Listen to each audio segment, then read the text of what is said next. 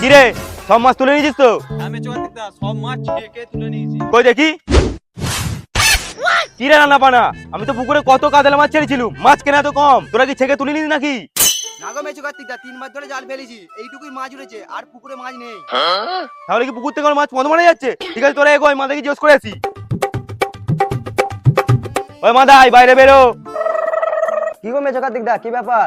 কি রে মাদাই, তোকে যে পুকুরটা নজর রাখতে বললুম, ভালোভাবে নজর রাখিস নাকি? মাছ আমার শর্ট পড়ছে। আরে না গো মেচো কার্তিকদা, আমায় ভুল বুঝুনি।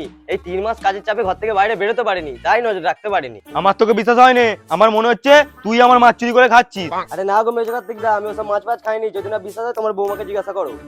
হ্যাঁ গো মেচো কার্তিকদা, তোমার ভাইয়ের মাছে অ্যালার্জি আছে, আবার নাকি কাতলা মাছ।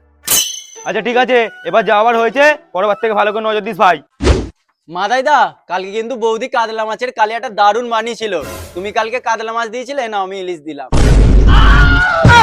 শালা এই চোদ্দটা মাদাই গেটটা খুল, এই চোদ্দটা মাদাই গেটটা খুল।